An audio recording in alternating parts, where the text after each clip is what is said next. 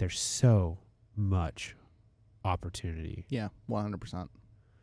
And it's like, you got to think about this. If AI comes for people's jobs,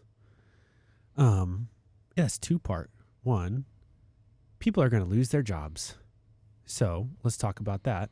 The second piece is the companies who create the AI are probably going to be worth a lot of money.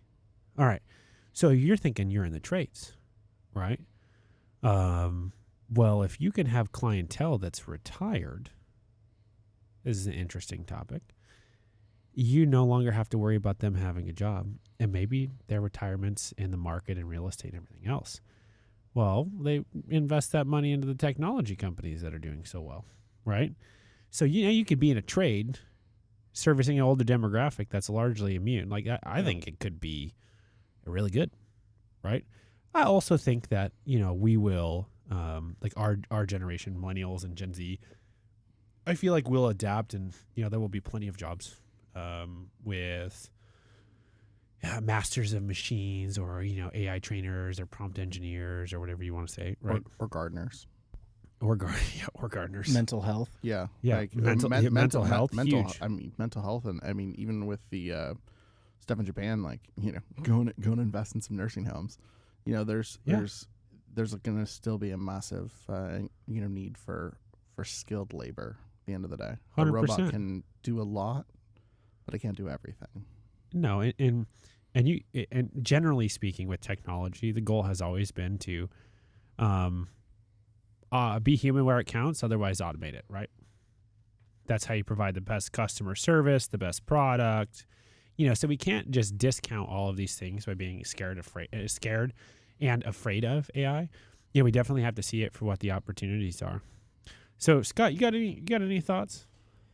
Yeah, I was just going to say, from a perspective that's not necessarily mine, but I just hear a lot by other demographics, if people sort of feel like America's low-key attacked by illegal immigrants or other immigrants, and our country just wants to maybe outsource certain jobs and it's all about the bottom line, I could see where people think that the artificial intelligence is like, oh, great, you got people coming from XYZ country taking my jobs, maybe they're going to be the plumbers, and then AI is coming on. This is such a unique time, I feel, sort of what we spoke about earlier, that it's like, if you're not exactly in this room, us three, or our listeners, this could be such a mind-blowing experience to log onto your little phone and see Fox News, CNN, all this doomsday stuff, and then also the subtraction of jobs and people coming into the country, and then certain countries, to Wally's point, there's just so much information out there, and a lot of it is doom and gloom. And unfortunately, I don't think most of us have ever had the time or the energy to like research or even understand the forecast of what's coming up next. So that's why I enjoy this topic here of like just spitballing. And to even be able to vet half the information you actually read. Like, yeah. This is a sandbox. No one has the time to actually fully. Right, because to survive, you got to have two incomes. Yeah. Mom and dad are working, plus you got childcare, everything else. Yeah. By the time you make dinner and get everybody fed, it's 8 o'clock, then the kids got to go to bed. It's like, what are you going to do with those next 2 hours?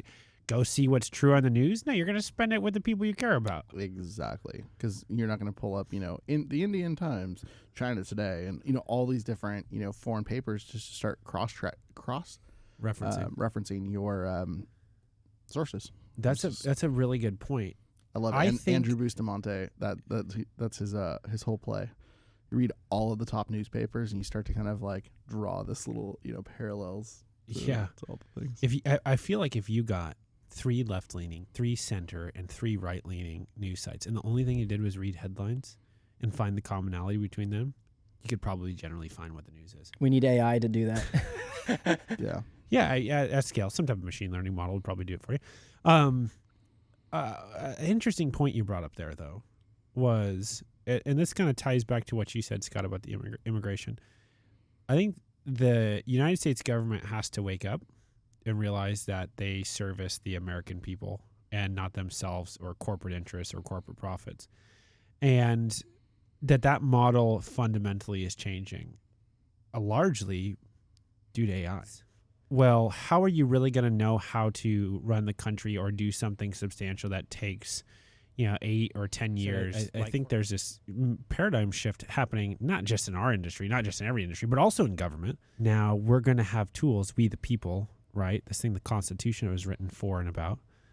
We're going to have these AI tools that allow us to, at the click of a button, hold our representatives accountable. Absolutely. I mean, if I was in government, I would be thinking about my actions today as fuel or oil for that machine in the future.